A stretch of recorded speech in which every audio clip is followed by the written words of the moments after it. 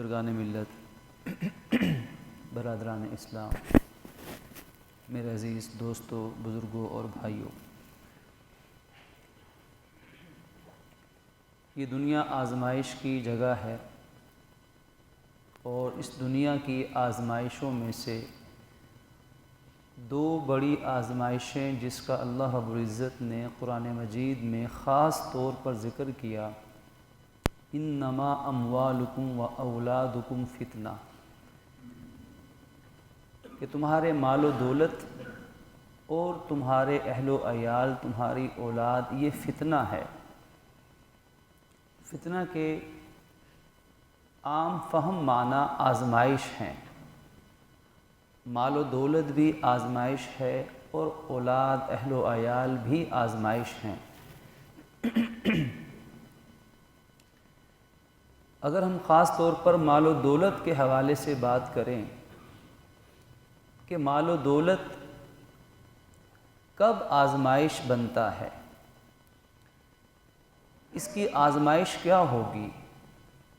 اس کا امتحان کیا ہوگا، یہ فتنہ کب بنے گا، اس فتنے کے اندر مبتلا ہونے سے بچنے کا راستہ کیا ہے، اور مبتلا ہو جائے تو نکلنے کا راستہ کیا ہے، اور اس فتنے میں مبتلا ہو کر ناکامی کی کیا شکل ہوتی ہے، ناکامی کی کیا صورت ہوتی ہے۔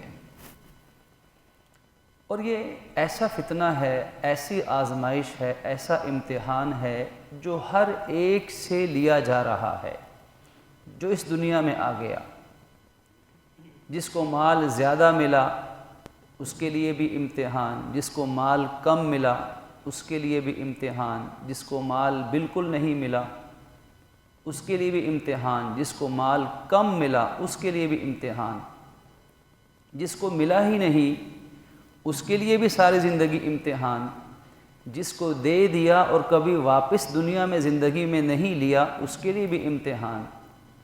اور جس کو دے کر اس سے واپس لے لیا اس کے لیے بھی امتحان۔ یعنی ہم کہہ سکتے ہیں کہ وقت کے امیر ترین انسان یا حاکم وقت، بادشاہ وقت سے لے کر ایک فقیر تک، ہر انسان، مرد ہو یا عورت، نیک ہو یا بد، ہر انسان اس امتحان سے گزر رہا ہے۔ اور یہ مال، جب انسان مال کماتا ہے، پہلی آزمائش تو کمائی کے وقت میں ہے کہ انسان مال کس طریقے سے کماتا ہے۔ اگر خدا نخواستہ ناجائز طریقے سے مال کماتا ہے تو یہ مال اس کے لیے بڑا امتحان بنے گا جس کو کبھی وہ پاس نہیں کر سکتا، کیونکہ امتحان یہ ہے کہ اللہ پہ توکل کرو، جس رب نے پیدا کیا ہے اس کے رزق پہنچانے کا انتظار کرو، جائز محنت کرو، جائز کوشش کرو، مایوس مت ہو، نا امیدی مت لگاؤ، اور جائز طریقے سے محنت اور کوشش کرتے رہو، چلتے رہو، اس رب سے اچھی امید لگا کر یہ سفر جاری رکھو۔ شیطان دل میں وسوسے ڈالے گا کہ فلاں طریقے سے کما لیں، اگرچہ ہے تو حرام لیکن فائدہ ہو جائے گا، جھوٹ سے، دھوکے سے، فریب سے، ملاوٹ سے، ناجائز ذخیرہ اندوزی سے، چال بازی سے، مکر و فریب سے، ناجائز قبضوں سے، اوروں کا مال وراثت ہڑپ کر لینے سے، یتیموں کے مال و جائیداد پہ قبضے کر لینے سے، رشوت اور سود خوری سے، ناجائز منافع خوری سے، شیطان اور نفس بے شمار راستے دکھائیں گے۔ اب انسان ضرورت مند ہے، اس کی دنیا کی ضروریات ہیں، اپنی بھی ہیں، اس کے ذمے اوروں کی بھی لگی ہوئی ہیں، یہ امتحان میں پھنسا ہوا ہے کہ آیا کہ شیطان اور نفس کے شکنجے میں پھنس جاتا ہے یا حلال محنت کر کے اللہ پہ توکل کرتا ہے۔ یہ کمائی کے وقت اس کا امتحان۔ حدیث مبارک ہے کہ روز قیامت کوئی اولاد آدم، ابن آدم، اس وقت تک اس کے قدم میدان محشر سے اٹھیں گے نہیں جب تک وہ 5 سوالوں کا جواب نہیں دے لے گی۔ ان میں سے ایک بنیادی سوال ہوگا، بتاؤ مال کہاں سے کمایا ہے؟ یہ روپیہ پیسہ جو بنایا کہاں سے بنا؟ دنیا والے، دنیا کی ایجنسیاں، دنیا کے ادارے شاید وہ ہر ایک سے یہ حساب و کتاب نہیں کر سکتے، لیکن اللہ رب العزت ضرور امتحان لے گا۔ مجھے اور آپ کو ہر ایک کو امتحان دینا ہوگا کہ ایک ایک کوڑی، ایک ایک پائی، ایک ایک دمڑی کا حساب کہ بتاؤ کہاں سے کمایا۔ اس وقت تک قیامت کے میدان سے قدم نہیں اٹھ سکیں گے جب تک ان 5 باتوں میں سے اس ایک بات کا جواب نہیں آئے گا کہ بتاؤ مال کہاں سے کمایا۔ اسی لیے شریعت مطہرہ، ہم قرآن مجید پڑھیں ہمارا ایمان بنتا ہے۔ اللہ ہم سے وعدے کرتا ہے کہ مجھ پہ بھروسہ کرو، غربت، تنگ دستی، فقر و فاقہ، دنیا کے کاموں کے اندر نقصانات، اونچ نیچ زندگی کا حصہ ہے، لیکن شیطان اور نفس کے شکار بن کے حرام کی طرف مت جانا۔ تم دھوکے سے، چالاکی سے، مکر و فریب سے دنیا کو بیوقوف بنا سکتے ہو، لیکن اللہ کو سب پتہ ہے، اس کا نظام چل رہا ہے۔ فَمَن يَعْمَلْ مِثْقَالَ ذَرَّةٍ خَيْرًا يَرَى وَمَن يَعْمَلْ مِثْقَالَ ذَرَّةٍ شَرًّا يَرَى۔ ذرے ذرے کا ریکارڈ اس کے پاس موجود ہے۔ انسان حیران ہوگا، مَا لِهَذَا الْكِتَابِ لَا يُغَادِرُ صَغِيرَةً وَلَا كَبِيرَةً، یہ کیسا میرا نامہ اعمال ہے؟ جب قیامت میں ملے گا، ڈائری ملے گی اس کا پورا ریکارڈ ملے گا، انسان کہے گا کہ یہ عجیب نامہ اعمال ہے کہ اس نے تو کوئی چیز چھوڑی ہی نہیں، ہر چھوٹی بڑی چیز اس کے اندر لکھی ہوئی ہے۔ ما یلفظ من قول الا لدیہ رقیب عتید، کہ جو انسان بھی زبان سے ایک لفظ بھی نکالے گا تو اللہ کی طرف سے ایک نمائندہ فرشتہ محتاط چاقو چوبند فوراً لکھ کر محفوظ کر لے گا۔ تو سارا کھاتا تیار ہو رہا ہے اور آخرت میں پوچھا جائے گا۔ اسی لیے حرام کاموں کو، حرام کمائی کے ذرائع کو منع کیا گیا۔ جتنے بھی حرام اور ناجائز آمدنی کے ذرائع ہیں سب ممنوع کیوں ہیں؟ کیونکہ اللہ دینے والا ہے، اس سے حلال لینا چاہیے۔ چوری کی سزا اتنی سخت کیوں ہے؟ اللہ کے نبی رحمت عالم صلی اللہ علیہ وآلہ وسلم نے چور کے ہاتھ کٹوائے۔ حالانکہ آپ رحمت عالم ہیں، چور کے ہاتھ کٹتے ہیں، اللہ کے نبی کی آنکھوں سے آنسو جاری ہو جاتے ہیں، لیکن حد جاری کرتے ہیں، کیونکہ چوری ایک ایسا برا عمل ہے کہ کسی انسان کی حفاظت میں سے چالاکی سے، چپکے سے کوئی چیز نکال لینا، یہ چوری کی شرائط میں سے ہے کہ اس کی عدم موجودگی میں یا اس کو پتہ نہ چلے اور وہ چیز اس کی حفاظت میں بھی ہو، جو اس کی حفاظت جس طرح ممکن ہے، جو رواج و طریقہ ہے، اس حفاظت والی چیز کو چپکے سے لے اڑنا، یہ چوری کہلاتا ہے، عربی میں سرقہ کہلاتا ہے۔ اللہ نے خود قرآن میں کہا کہ فَاقْطَعُوا أَيْدِيَهُمَا، چاہے مرد چوری کرے چاہے عورت چوری کرے، ہاتھ کاٹ دیے جائیں۔ لیکن ظاہر ہے ہاتھ کاٹنا میرا اور آپ کا کام تو نہیں ہوگا، کروڑوں عوام کا نہیں ہوگا، عدالت کا ہوگا، اور پھر شرعی تقاضوں کے مطابق ہوگا، قواعد و ضوابط کے مطابق ہوگا۔ ہر چور کے بھی ہاتھ نہیں کٹتے، ہر چوری پر بھی ہاتھ نہیں کٹتے، لیکن جب شرائط و ضوابط لاگو ہوں گی اور وہ جرم ثابت ہوگا تو اللہ کہتے ہیں اب اس کی سزا قطع ید ہے، اس کے ہاتھ کاٹے جائیں گے۔ ایک انسانی عضو کی بڑی قیمت ہے، انسان کے ایک ایک بال کی اللہ کی امانت ہے۔ موبائل فون اپنے بند کر لیجئے۔ ایک ایک بال اللہ کی امانت ہے، اور آپ دیکھیے غیر مسلم اگر مسلمانوں سے لڑنے کے لیے آ جائے، وہ مارا جائے، ہلاک ہو جائے۔ مسلمان کے لیے جائز نہیں کہ اس مرے ہوئے لڑنے والے غیر مسلم کا بال بھی بیکا کرے، اس لیے کہ اب اس کا جو جسم ہے، اس کی ڈیڈ باڈی، یہ اللہ کی امانت ہے، اللہ نے جیسی بنائی ویسی اس کے سپرد کی جائے گی۔ لیکن چوری اللہ کی بارگاہ میں اتنا بڑا جرم ہے کہ اللہ خود کہتا ہے ہاتھ کاٹ دو، نبی نے کٹوا بھی دی رحمت عالم ہونے کے باوجود۔ ڈکیتی اس سے بھی بڑا گناہ ہے۔ ڈکیتی کیا ہے کہ جو شخص صاحب مال ہو اس کی موجودگی میں اس کا مال اس سے چھین لینا، گن پوائنٹ پہ چھین لیا، ڈرا دھمکا کے چھین لیا، یہ ڈکیتی ہے۔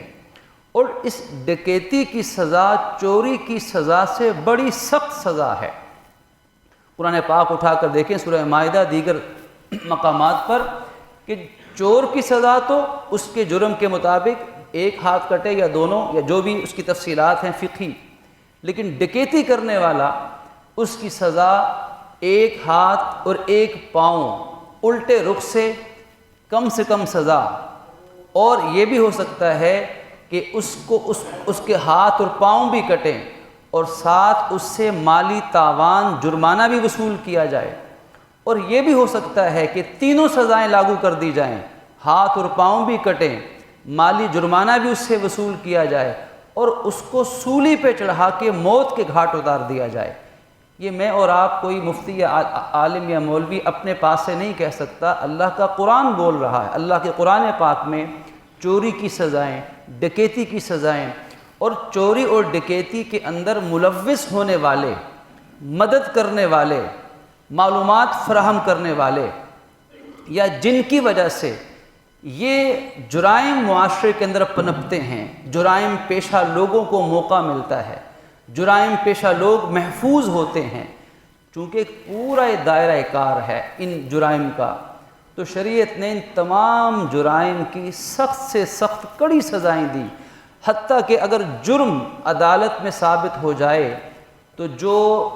متاثر ہے جس کی چوری ڈکیتی ہوئی مثلاً وہ معاف بھی کرنا چاہے تو شریعت پھر بھی کہتی ہے کہ اب معافی نہیں ہے، عدالت میں جرم ثابت ہو گیا، اب اس کو سزا مل کر رہے گی تاکہ پورے معاشرے کے لیے ایک عبرت قائم ہو جائے۔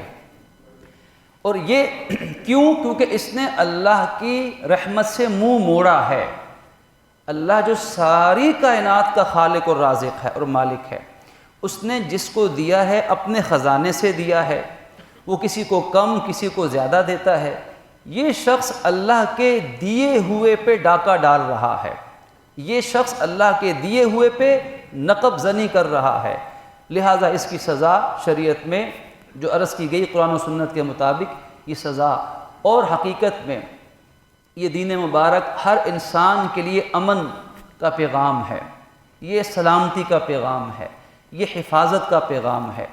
یہ دنیا کے تمام انسانوں کے لیے اللہ تعالیٰ کی طرف سے رحمت، شفا، ہدایت اور سلامتی بن کر آیا ہے۔ لیکن اس دین کو اپنانا، اس پہ چلنا لازمی شرط ہے۔ اور دیکھا جائے تو یہ جتنے جرائم ہیں، چوری، ڈکیتی اور اس قسم کے جتنے معاملات ہیں، حرام کمانا، سود سے، رشوت سے، دھوکے سے، فراڈ سے، ملاوٹ سے، مظلوم کا مال چھین لینا، یہ ساری چیزیں بنیادی طور پر مال کا فتنہ ہیں۔ یہ سب چیزیں، یہ مال کا حب الشیء یعمی و یسم، کسی چیز کی محبت انسان کو اندھا، گونگا، بہرا بنا دیتی ہے۔ اور فرمایا دنیا کی ناجائز محبت، حب الدنیا رأس کل خطیئہ، او کما قال، کہ دنیا کی ناجائز محبت ہی تمام برائیوں کی جڑ ہے۔ جب ایک چور چوری کر رہا ہوتا ہے، ڈکیت ڈکیتی کر رہا ہوتا ہے، ملاوٹ کرنے والا ناجائز ملاوٹ کر رہا ہوتا ہے، جھوٹ اور غلط قسمیں، جھوٹی قسمیں اٹھا کے ناجائز منافع خوری ہو رہی ہوتی ہے، اگر اس وقت یہ سمجھ لے، اس وقت یہ سوچ لے کہ میرا مالک مجھے حلال سے بھی رزق دینا چاہے تو دے سکتا ہے، تو انسان شیطان کے اس شکنجے سے محفوظ ہو جائے گا۔ اور چوری انسان پہلے چھوٹی کرتا ہے، پھر بڑی بڑی چوریاں کرتا ہے۔ چوری نماز کی بھی ہے، چوری حقوق کی بھی ہے، چوری امانت اور دیانت کے اندر بھی ہے، چوری اس کی کئی شکلیں ہیں، لیکن انسان چھوٹی چوریوں سے بڑی چوری، بڑے جرائم تک پہنچتا ہے۔ اب ایک انسان اگر یہ سوچ لے، اگر یہ انتظار کرے، حرام کمانے والا یہ مال کا فتنہ ہے، مال کی آزمائش ہے، اگر یہ حرام کمانے والا، ناجائز طور پہ کمانے والا تھوڑا سا صبر کر لے، اللہ پہ توکل کرے، تھوڑی سی برداشت سے کام لے، غربت یا تنگی بھی اگر ہے تو برداشت سے کام لے، کیونکہ غربت کی وجہ سے کسی کا مال چھیننا جائز نہیں ہوگا۔ ایک انسان یہ کہے کہ میرے پاس تو کچھ بھی نہیں ہے، بھوکا مر رہا ہوں، اور اس کے پاس تو اربوں خربوں کروڑوں ہیں،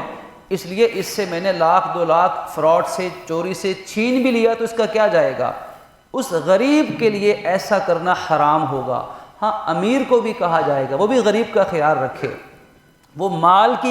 مال کی محبت میں اگر امیر اندھا ہو جائے گا، یہ مال اس کے لیے فتنہ بن جائے گا۔ مال کی محبت میں اگر غریب اندھا ہو جائے گا، یہ مال اس کے لیے بھی فتنہ بن جائے گا۔ غریب کا کام ہے صبر کرے، اللہ پہ بھروسہ کرے، اس کے رزق کے خزانوں میں سے تلاش کرے، حلال کا انتظار کرے، اللہ اس کو کبھی نا امید نہیں کرے گا۔ اللہ سے یقین رکھے، اللہ کبھی اس کو مایوس نہیں کرے گا، لیکن صبر کرنا پڑے گا۔ ملے گا کب؟ جب رب چاہے گا، جب رب کی منشا ہوگی، جب وہ دے گا تو انشاءاللہ اگلے پچھلے حساب سارے برابر کر کے رکھ دے گا۔ ہاں، یہ حلال پہ چلنے کی نیت تو کرے کہ کچھ بھی ہو جائے حرام نہیں کماؤں گا، چوری نہیں کروں گا، غلط نہیں کماؤں گا، یہ پختہ عزم کر لے تو انشاءاللہ اللہ اس کو کبھی مایوس نہیں کرے گا۔ ہمیں یہ بات سمجھنی ہوگی، ہر انسان کو یہ بات جاننی ہوگی کہ رزق اللہ نے لکھا ہے، جو اللہ نے جس کو دینا ہے کوئی اس سے چھین نہیں سکتا، اور جس کو نہیں دینا اس کو کوئی دے نہیں سکتا۔ اب اگر ایک انسان یہ بات سمجھ لیتا ہے تو انشاءاللہ اللہ اس کو حلال سے عطا فرمائے گا۔ اگر یہ چوری نہ کرتا، حرام نہ کماتا، تو اللہ اس کو یہی رقم حلال سے دے دیتا، حلال سے پوری پڑ جاتی، لیکن اس نے بے صبری کی اور یہ حرام کی طرف چل پڑا ہے۔ تو مال سراسر فتنہ ہے، مال و دولت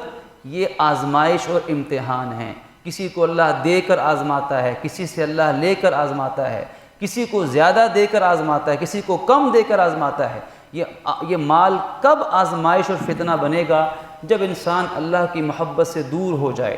جب دین سے دور ہو جائے، جب اللہ کی ذات پر یقین کمزور ہو جائے، اور جب وہ محنت اور کوشش اور لگن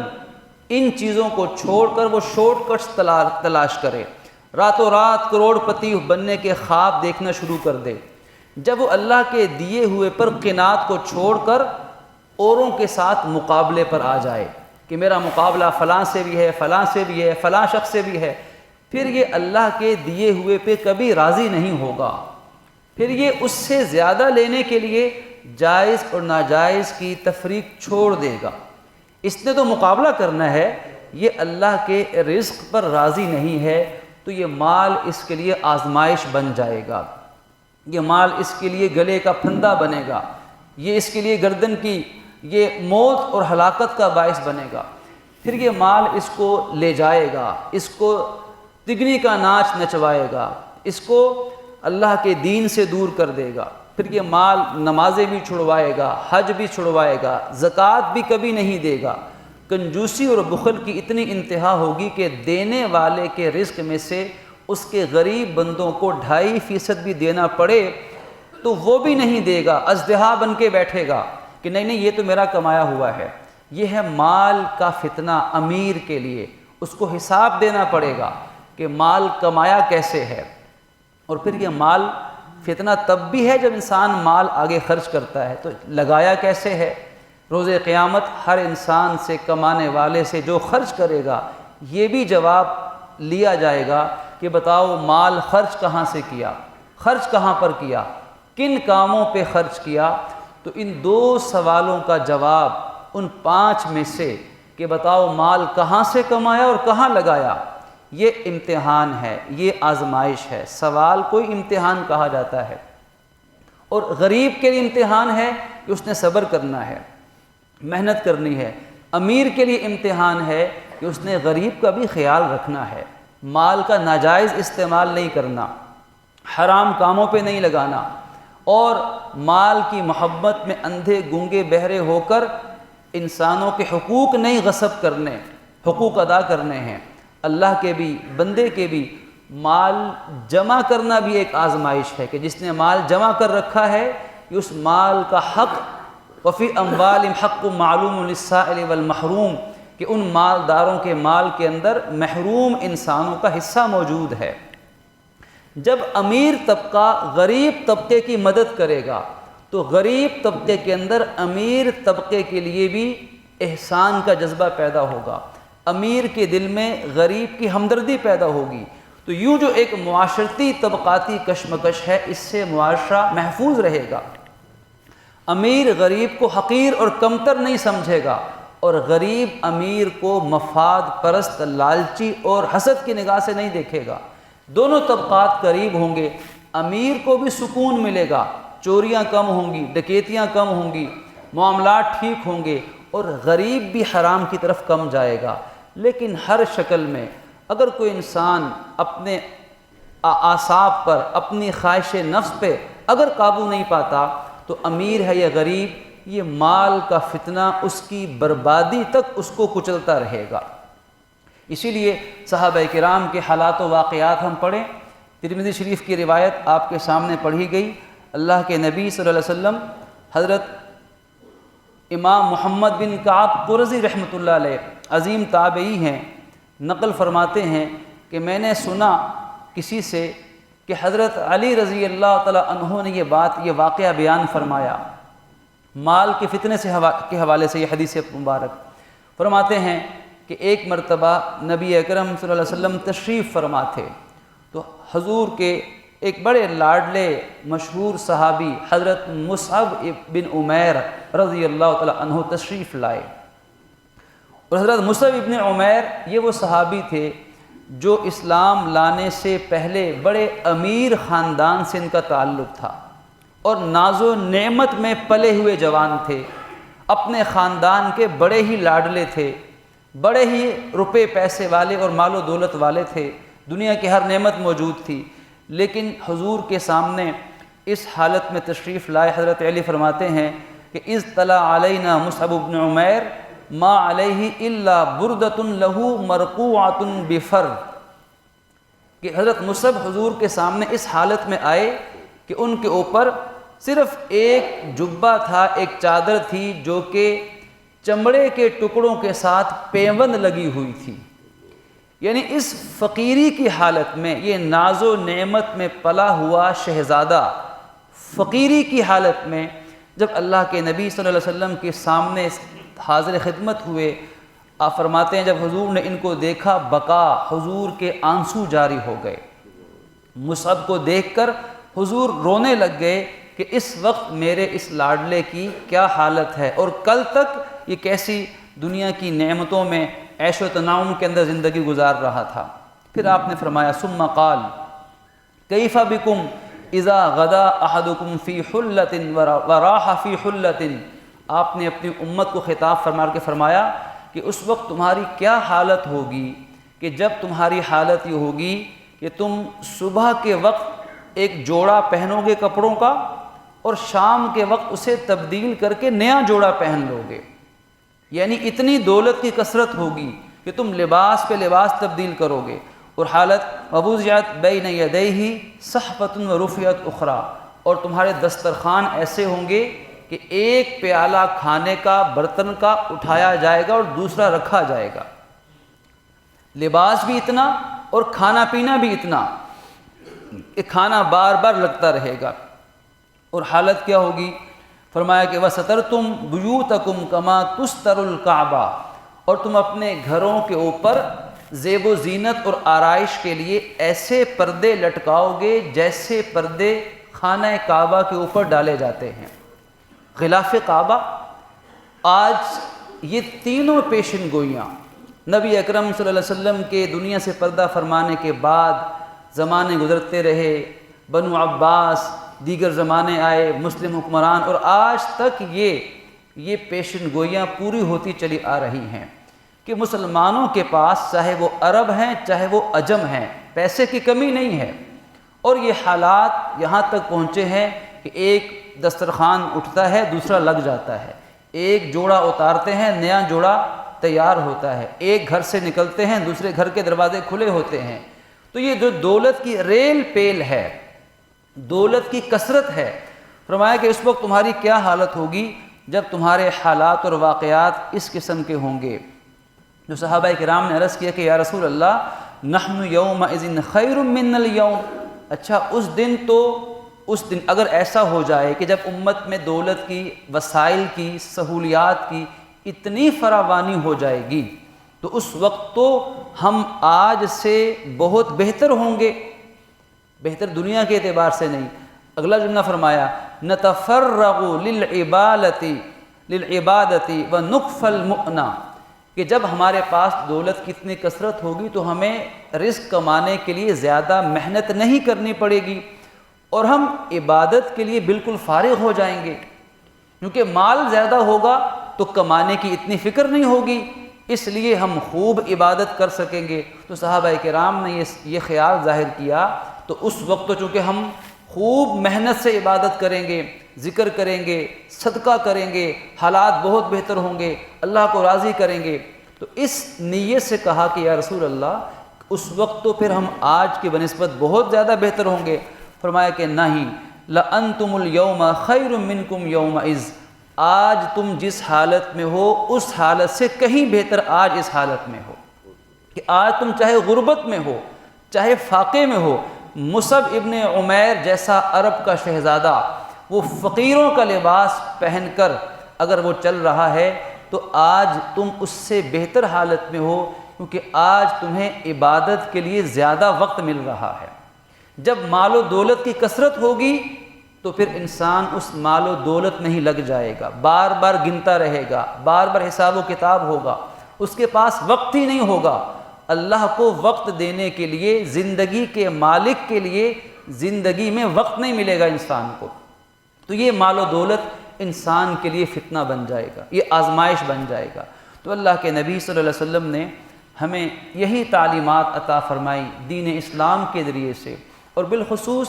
مال و دولت کمانے کی ذمہ داری اللہ نے مرد پر عائد کی ہے، عورت پر نہیں ہے۔ عورت کا مال کمانا یہ شریعت میں اس کی کوئی فرضیت نہیں ہے، یہ ساری ذمہ داری اللہ نے مرد کے ذمے عائد کی ہے۔ اسی لیے یہ احکامات زیادہ تر مردوں سے متعلق ہیں کہ مال کیسے کمانا ہے، حلال طریقے سے، دیانتداری سے، اور مال حلال رکھا ہوا ہے، وہ مال جا بھی سکتا ہے۔ اب وہ مال چلا گیا، چوری ہو گئی، ڈکیتی ہو گئی، اب وہ مال اس چور کے لیے بھی ہلاکت بن گیا، اس ڈکیت کے لیے بھی وہ مال ہلاکت کا اور آزمائش کا ذریعہ بن گیا کہ وہ حرام سے لے اڑا۔ اگر وہ صبر کرتا اللہ اس کو حلال سے دے دیتا۔ جس کا مال گیا ہے اس کے لیے بھی آزمائش بن گیا کہ اب یہ صبر کرتا ہے کہ نہیں، یہ جائز ذرائع اختیار کرتا ہے کہ نہیں، کہیں خدا نہ خواستہ ایسا تو نہیں کہ اس کا اگر مال نقصان ہو گیا تو اس نقصان کی کمی کو پورا کرنے کے لیے یہ بھی حرام کی طرف نکل پڑے کہ اگر مجھے دنیا نے لوٹا ہے تو میں بھی لوٹوں گا۔ آج یہ سوچ بنتی چلی جا رہی ہے معاشرے کی کہ میرے ساتھ بھی تو لوگ دھوکہ کرتے ہیں، دودھ میں ملاوٹ ہوتی ہے، 2 نمبر چیزیں ملتی ہیں، دھوکہ دہی ہوتی ہے، میرے مال لوگ ناجائز لے کر اڑتے ہیں، تو لہٰذا اگر میں نے بھی معاشرے کے ساتھ یہ کیا تو کون سی کو برا کیا ہے، چوروں کو تو ہی لوٹا ہے۔ لیکن یہی تو آزمائش ہے اس مال و دولت کی کہ ہم نے امتحان اپنا دینا ہے، دوسروں کو نہیں دینا ہے۔ اگر دوسرا شخص حرام کماتا ہے، ظلم کرتا ہے، ناجائز کرتا ہے، تو اس کا انجام اس کے سپرد ہوگا، اور قبر میں اور حشر میں اور اللہ کی بارگاہ میں جب پوچھا جائے گا تو وہاں کوئی یہ جواب نہیں دے سکتا کہ یا اللہ باقی بھی تو چوری کرتے تھے، باقی بھی تو حرام کماتے تھے، باقی بھی تو دھوکہ دیتے تھے۔ یہ تو بچگانہ بات ہے، اور انسان بڑا مفاد پرست ہے۔ جہاں سے مفاد حاصل ہوتا ہو تو بچوں والے بہانوں کو بھی اپنے لیے دلیل کے طور پہ بنا لیتا ہے۔ تو یہ مال کی آزمائش یہ ہے، اور اس آزمائش سے نکلنے کا طریقہ یہ ہے کہ اللہ پہ توکل کر کے، اپنی تقدیر پر ایمان لا کر، اللہ نے جو دیا ہے اس پہ صبر شکر کرنا اور حلال طریقے سے محنت کرنا۔ اگر کوئی نقصان ہو جائے تو صبر سے کام لینا اور اس کا اجر اللہ سے رکھنا، اور دنیا سے زیادہ آخرت کی دولت کی لالچ رکھنا۔ وَفِي ذَلِكَ فَلْيَتَنَافَسِ الْمُتَنَافِسُونَ، اللہ پاک کہتا ہے لالچ کرو، حرص رکھو، لیکن لالچ رکھنے والوں کو چاہیے وہ لالچ رکھیں آخرت کی دولت کی، جنت کی دولت کی، دنیا کی دولت کی لالچ تمام فتنوں کی بنیاد ہے۔ دنیا میں لالچ نہیں ہے، ہم اللہ سے زیادہ نہیں مانگتے، ہمیں دعا سکھائی گئی ہے ربنا آتنا فی الدنیا حسنہ۔ ہمیں اس دعا کے اندر یہ سبق ہے کہ ہمارا کسی سے مقابلہ نہیں ہے، لالچ نہیں ہے، بغیر لالچ کے اللہ ہمیں بہترین رزق حسنہ عطا فرما دے، اور لالچ اگر ہے تو جنت کی ہے، ثواب نیکی کی ہے، اللہ کی رضا کی ہے۔ لالچ نیک عمل میں ہونی چاہیے، نیکی میں ثواب زیادہ مل جائے، نمازیں 5 وقت پہ ادا ہو جائیں۔ ایک مسلمان اگر اپنی دکان، کاروبار، فائدہ چھوڑ کر مسجد میں 5 وقت کی نماز کے لیے جماعت تکبیر اولیٰ میں حاضر ہوتا ہے تو دنیا اور جو کچھ دنیا میں ہے سب سے بہتر اس کو نفع مل گیا ہے۔ اتنا نفع اس کو 5 منٹ میں ملا کہ ساری زندگی بھی اتنا نفع یہ نہیں کما سکتا۔ تو اصل کمائی تو یہ ہے جو عبادت اور نیکی سے ملتی ہے۔ اللہ رب العزت یہ صحیح سمجھ ہمیں نصیب فرمائے۔ وآخر دعوانا ان الحمد للہ رب